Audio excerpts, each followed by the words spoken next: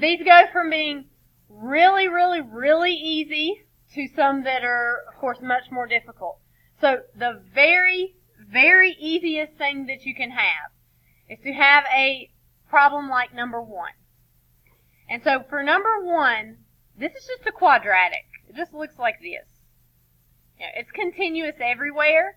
It doesn't have vertical asymptotes. It doesn't have jumps. It doesn't have anything like that. It's just a quadratic that's been moved down 9 units. So if you want to know what the limit is at 5, you would just go over here to wherever 5 is. It's the y value. So algebraically, what you do for that is you just plug in the number. So you would say 5 squared minus 9, which is 25 minus 9, which is 16. So 16's your answer there. Okay? So this is the absolute easiest. Okay? It is called direct substitution. You just plug the number in. If you get an answer, that's your answer. Okay? So, you will have several of these happen from time to time that you just have direct substitution. You just plug the number in. If you get an answer, that's your answer. Okay? But, of course, it can't be that easy all the time. And as a math teacher, I'm not going to ask you the easy ones all the time. What is more difficult is if we plug in a number and we don't get an answer. So, like I'm a little bit ahead of myself here. For example, 2, if we plug in 2, I get 1 over 2 plus 2. So I get 1/4. That's my answer.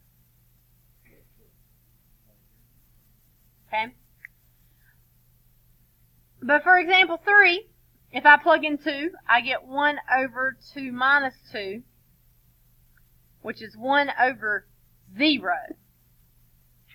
1 over 0 is undefined. And since this is a limit, instead of writing undefined, we're going to say does not exist. In some cases, that will be plenty. That you can just say does not exist and you're done. In others, you might have to graph it or something to tell if it goes to positive infinity or negative infinity or something like that. Now, all of these, though, give you an answer or at least tell you there is not an answer, like in example 3. But let's look at the example 4. If I plug in 2, I would have 2 minus 2 over 2 squared minus 3 times 2 plus 2. And so 2 minus 2 is 0. And I've got 4 minus 6 plus 2, which also gives us 0. So I get 0 over 0. Now, 0 over 0 here. And actually, I'm doing something really bad that I shouldn't do. But I really shouldn't say this equals 0 over 0 because things cannot equal 0 over 0. So technically, this is wrong to do. But your exam is next Wednesday, and everything you're going to have is multiple choice. So I'm not going to worry about it right now. Just know if you take calculus next year, I'm not going to let you do this. You can't say something equals 0 over 0. It is technically bad to do that. But we're in a hurry, so we'll do this here. 0 over 0 is what we call the indeterminate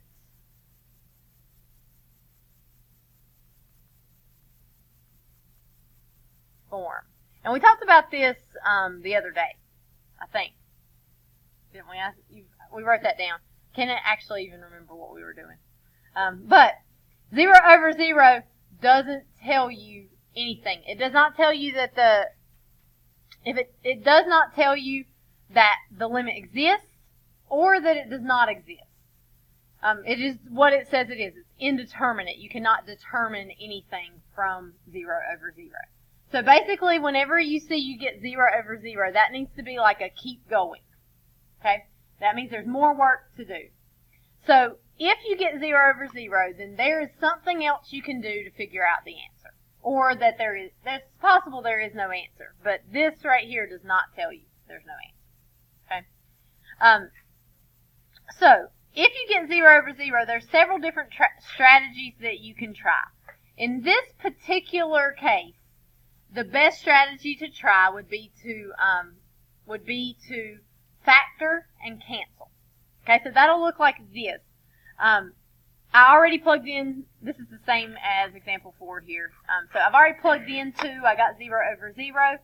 So I'm going to do the limit as x approaches 2 of the top will not factor, but the bottom will factor. I would have x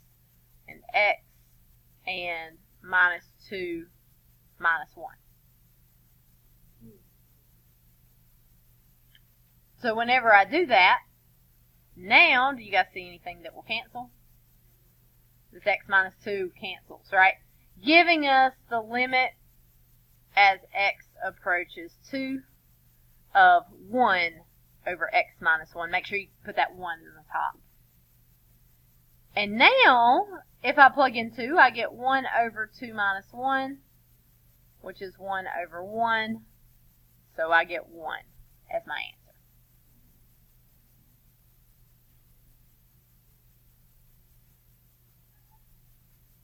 If you think about what we did with the graphing and the vertical asymptotes and the holes, what happened is the graph had a hole in it right there, x equals 2. So since we were approaching 2, the limit still exists at that hole. Okay, questions? All right. Okay, so for example 5, I've got the limit as x approaches negative 3 of x squared plus 5x plus 6 over x plus 3. So I'm going to plug in negative 3, but when I do, negative 3 squared plus 5 times negative 3 plus 6 over negative 3 plus 3. Whenever I do that, in the top I get 9 minus 15 plus 6. That's going to give me 0. In the bottom I also get 0. So that's indeterminate form. And since I have indeterminate form, I got to do something else. So I'm going to factor. So I'll have the limit as x approaches negative 3. And if I factor that top there, I've got x plus 2, x plus 3. On the bottom, I've got x plus 3. I can cancel those x plus 3s. And so at this point, I could just plug in my negative 3. Negative 3 plus 2 equals negative 1. So that's our answer.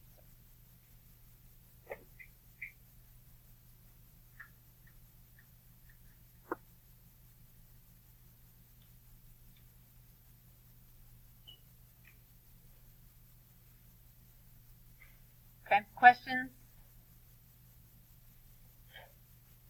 All right, for example 6, I can't factor that like it is right now. So for this one, I'm going to have to expand before I factor. If I plug in negative 6, I get, let's see, negative 3 squared, which is 9, minus 9, that gives me 0.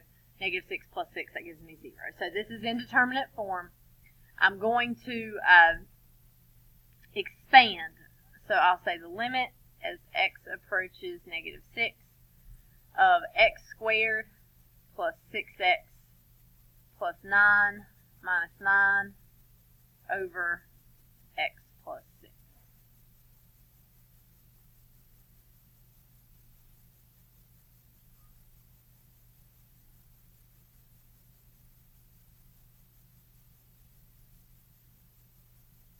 And then my positive 9 and my negative 9, they cancel each other out.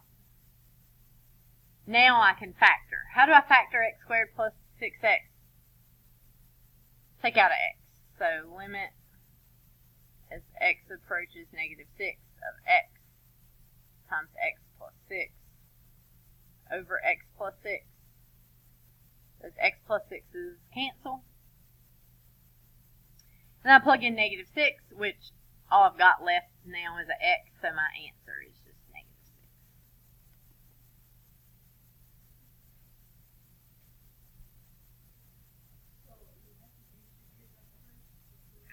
Yes, you had to multiply that out first before you could factor, because you can't factor while you got that minus 9 there on the end. All right, 7. Try 7 for me.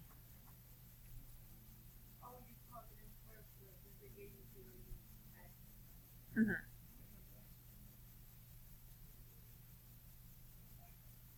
Okay, try 7.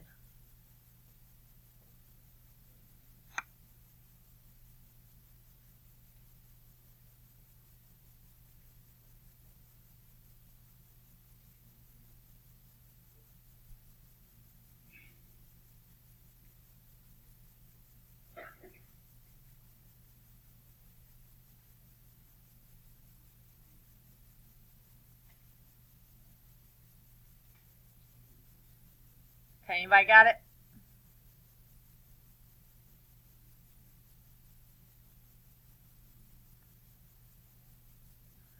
What'd you get? Okay, negative 1/5. Anybody else get that? What'd you get? Okay, you got it? Alright.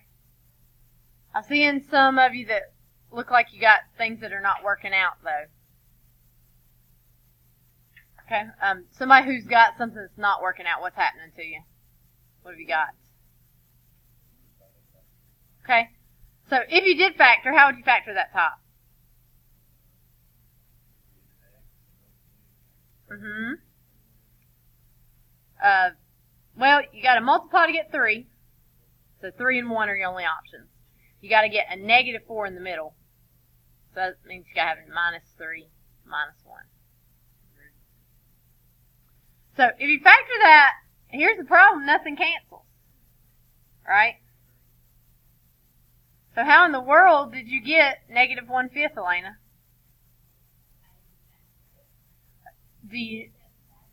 I didn't say to factor it. What? I did, didn't I? So when you plug in 2, you get 2 squared minus 4 times 2 plus 3 over 2 plus 3. Are you going to get 0 over 0 with that? You're not. So this is a direct substitution problem. These are the most missed. I have a problem like this, and it is the most missed problem on the test. Because everybody tries to factor it, and it won't work if you factor it, because as soon as you see a fraction, you automatically assume it was 0 over 0, because most of the ones that we do are.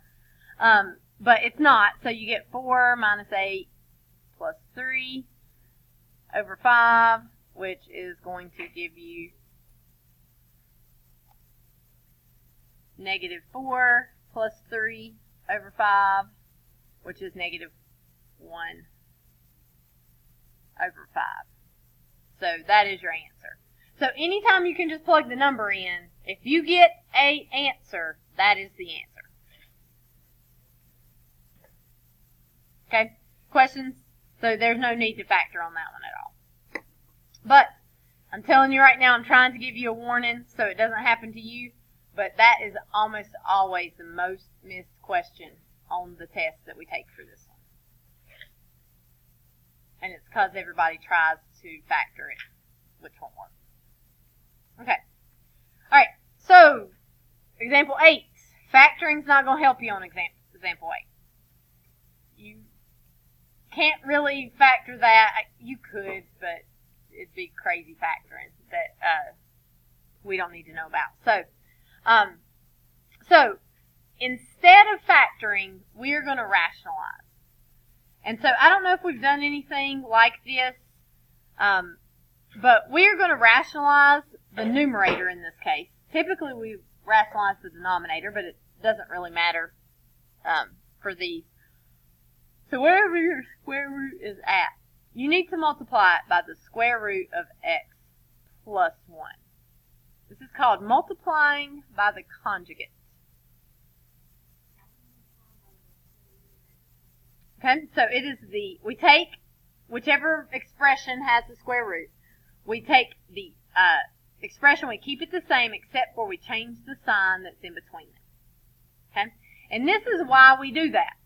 Because when we do that, now we've got to distribute right here, x, square root of x times square root of x. So let me keep my limit notation here. X approaches 1. square root of x times square root of x is just x. And then I get plus 1 times the square root of x. And then I get minus 1 times the square root of x.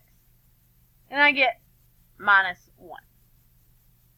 So by choosing the conjugate here, I have created a difference of squares. Don't multiply the bottom, because we want something to cancel, so don't multiply the bottom together. But the top will multiply together. I've created a difference of squares, so I just get the limit as x approaches 1 of x minus 1 over x minus 1 times the square root of x plus 1. Notice how I did not multiply the denominators together. That's because I want to have something that can cancel out. So now I can cancel my x minus 1 and my x minus 1. If you multiply those together, you can't cancel. So then I would just get 1 over the square root of 1 plus 1. So once, as a rule of thumb for these problems, whether you're factoring, whether you're rationalizing, whether you're doing another method we're going to learn, if you can cancel something out, you can probably plug in after that. And so here, that's going to be 1 over 1 plus 1, so you get 1/2 as your answer here. It is an x right here, but we're doing as x approaches 1, so I just went ahead and plugged the 1 in. Yeah. So you could write another step there where you have limit as x approaches 1 of 1 over the square root of x plus 1, and then plug in your 1.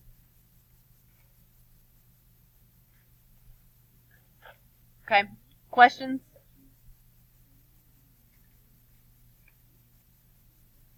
All right, here's another one. This one's a little tougher, but it's still not too bad. So we're going to multiply by the conjugate. That you only change the sign between the two terms. Don't change this negative right here. So you've got square root of x minus 1 plus 2, and you're multiplying that on top and bottom.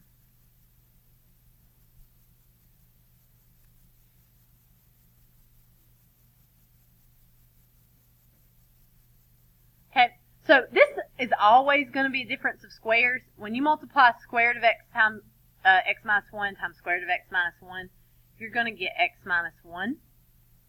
The middle terms will cancel out. You got minus 2 square root of x minus 1 and plus 2 square root of x minus 1. So they're going to cancel. I'm not going to even write them. And then you've got negative 2 times positive 2, which gives you a negative 4. Don't multiply the denominator together.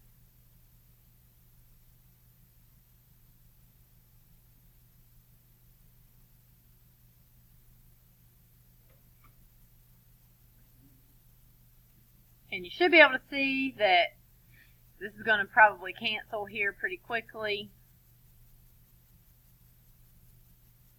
We've got x minus 5 over x minus 5 times the square root of x minus 1 plus 2.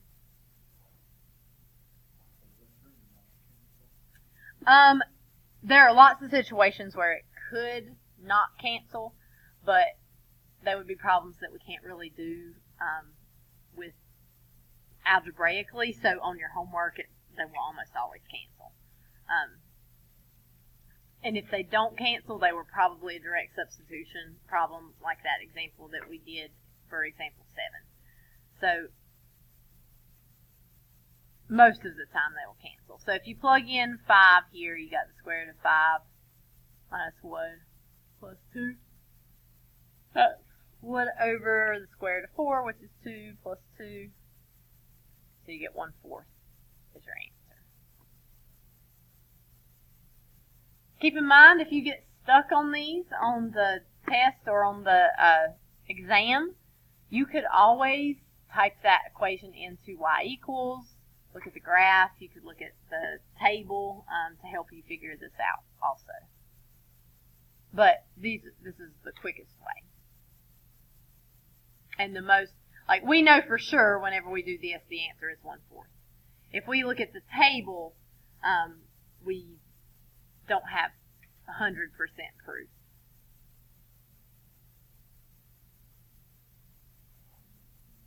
Okay. All right, here's our next one. All right, so multiply by the conjugate.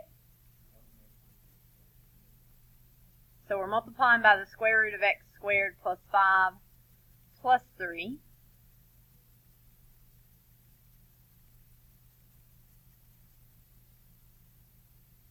And I have not at all been doing direct substitution, mostly because I'm in a little bit of a hurry.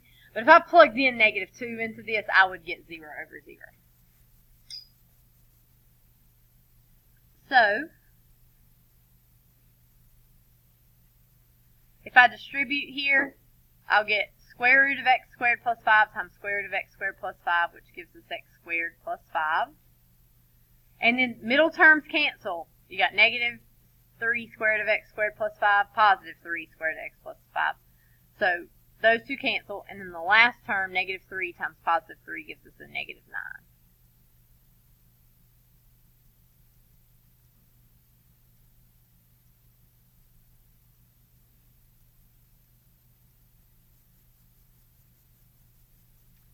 This one is not working out quite as nicely as the others. You get x squared minus 4 over x plus 2, square root of x squared plus 5 plus 3. Does anything cancel? It does not. But we can factor the numerator. Alex, how does that numerator factor? Good. So we'll have x plus 2, x minus 2,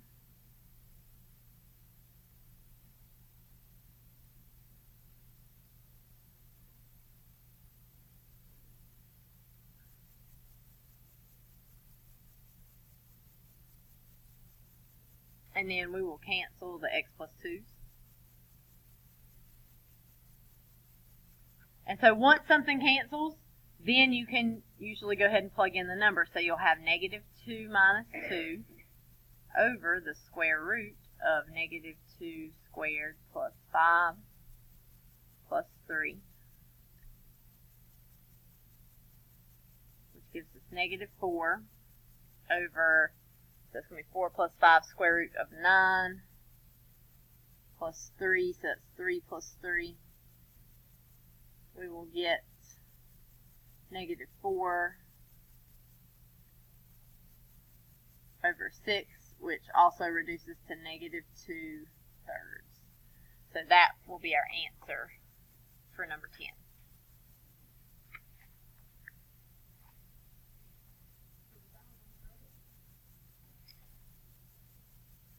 Two-thirds. Yes.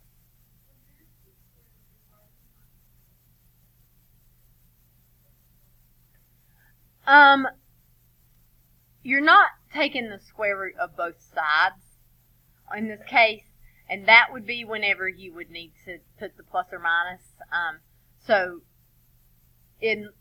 unless there were a plus or minus in the problem, you would not need it. Just like if I just gave you on a piece of paper square root of 25, the answer to that is 5. Right? So you don't have to put a plus or minus with that. Okay, piecewise functions. Okay, for piecewise functions,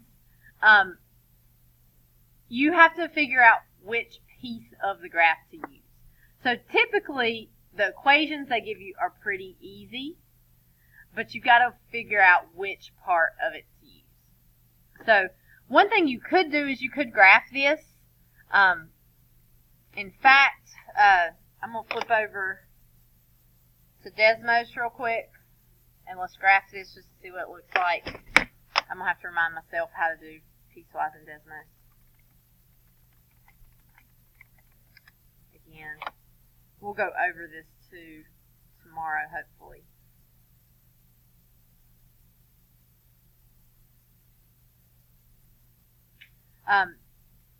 So for a piecewise function in Desmos, you can do, I would use f of x or g of x or something.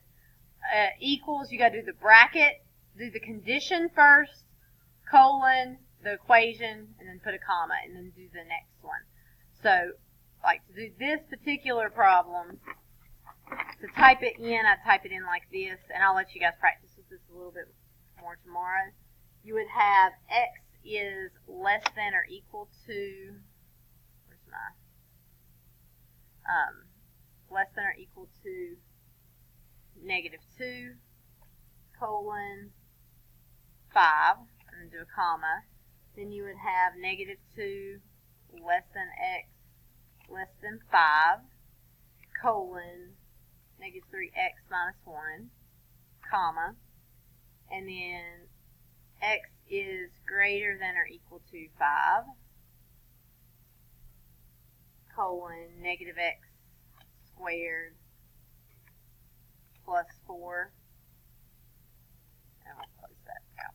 So if we sort of zoom out a little, that last part's not graphing. What do I have wrong there?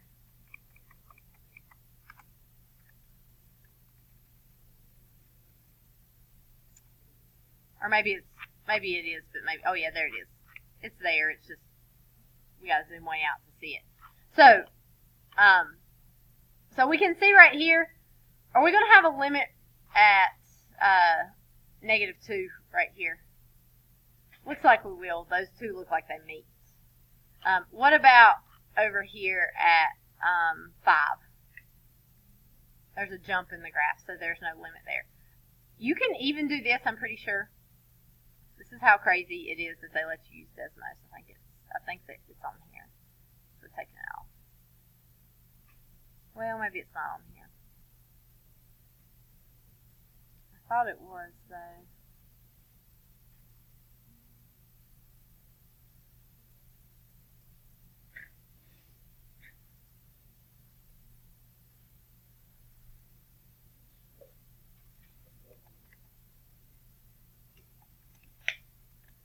Okay. I was thinking it did limits, but maybe not.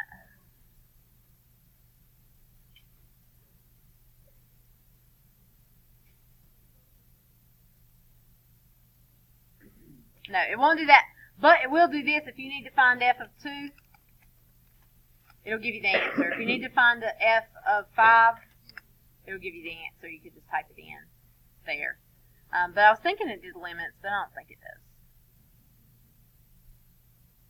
It'll take a derivative.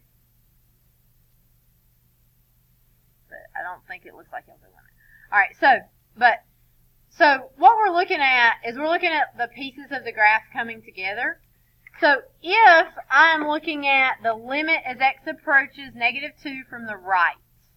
Now, -2, if I was just finding, let's talk about this first. If I was just finding f of -2, which equation would I use? The top, the middle, or the bottom? Richard, if I was just finding f of -2, would I use the top, middle, or bottom?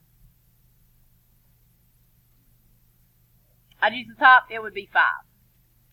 But a limit is different. So I don't automatically use that top. If we go back to that graph, I'm approaching x equals -2. I'm approaching this line right here from the right. So when I'm coming from the right, am I on the top equation or the middle equation? That's the middle right there. So what we would do is, since we are approaching -2, which -2 is here, from the right we choose this middle equation. And we're going to plug in the -2. So -3 times -2 minus 1. So that's 6 minus 1 which is 5.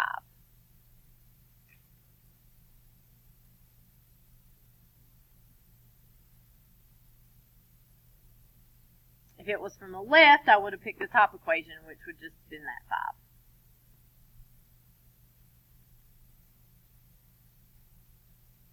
For 12, it asked me for the limit as x approaches 5 from the right. So for x approaches 5 from the right, Trevin, which one should I use? The top, the middle, or the bottom? Okay, we're going to use the bottom.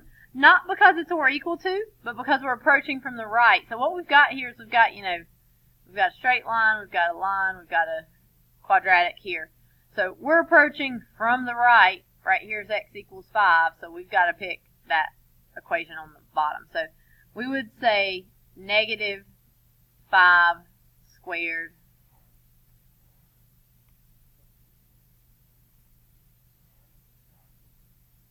plus 4.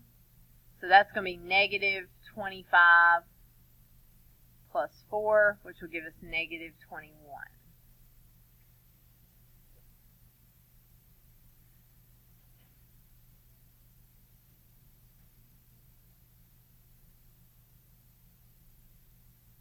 All of our equations are just direct substitution, but you've got to know which part to pick. So if we look at the limit as x approaches 4. Now 4, that just falls between negative 2 and 5, so I would just pick that middle equation. It's in that section. I would just plug it in. So I would have negative 3 times 4 minus 1. So I'd get negative 12 minus 1, which is negative 13.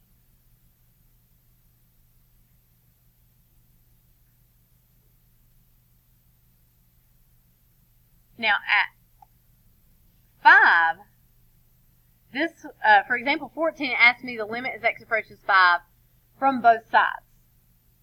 I already found the right up here. It was negative 21. But I also need to find from the left to see if they match. So if I did the limit as x approaches 5 from the left of f of x, that would be the middle equation. So I do negative 3 times 5 minus 1, which would give me negative 15 minus 1, which is negative 16. Now, if the limit from the left is negative 16 and the limit from the right is negative 21, then, Elena, what would the answer be for the limit as x approaches 5 from both sides? Does not exist. Good. So it does not.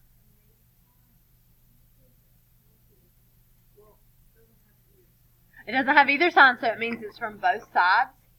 So what I did here, we had already found the limit from the right because we did that in example 12, so I didn't write that down. So I needed to know the limit from the left. So that's what I was writing down when I did the limit from the left. But since the limit from the left was negative 16, but the limit from the right was negative 21, that limit does not exist. And for the last one, we need the limit as x approaches negative 2 of f of x. We already found the limit from the right. It was 5. If we look at the limit from the left, that's the top equation. It is also 5, right? So since those match, since they're the same, we get 15. We get 5 for number 15.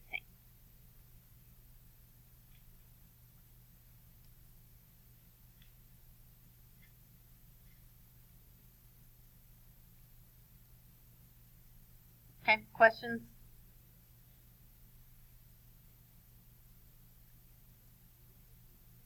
Okay, we got one more type of question to do. Complex fractions.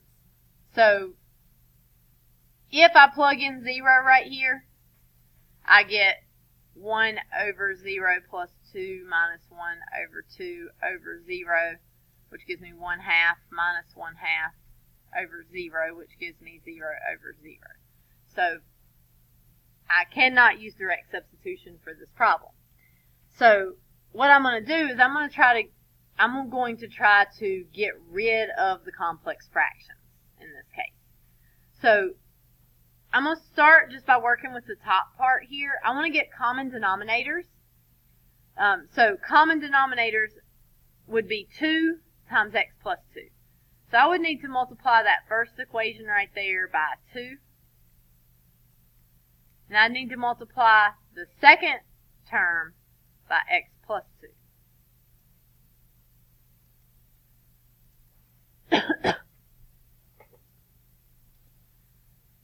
We want to be really careful when we do this, because we'll have, over here we'll have 2 minus, and then we've got x plus 2. Notice I left those parentheses there, and this would all be over 2 times x plus 2 over x. Notice I left these parentheses here. That's because that negative has to be distributed. Also, be really careful not to lose this x that's in the denominator.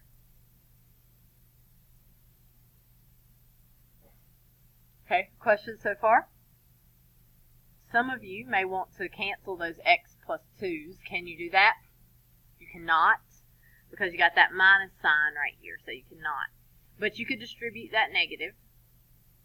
So we'll have the limit as x approaches 0, 2 minus x minus 2 over 2 times x plus 2 all over x. That's x plus 2 right there. 2 minus x minus 2. What do I get when I combine my like terms there? Just negative x. So now I've got the limit as x approaches 0 of negative x over 2 times x plus 2 all over x.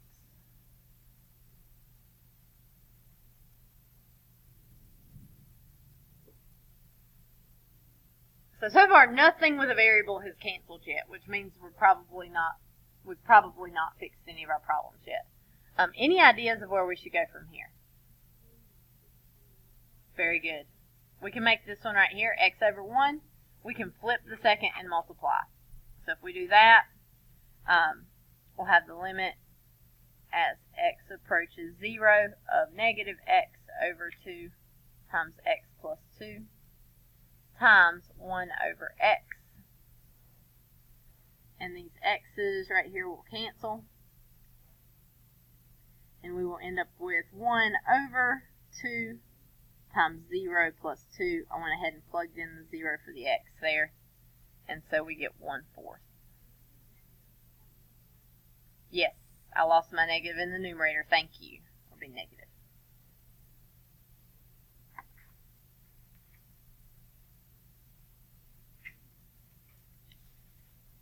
All right, questions?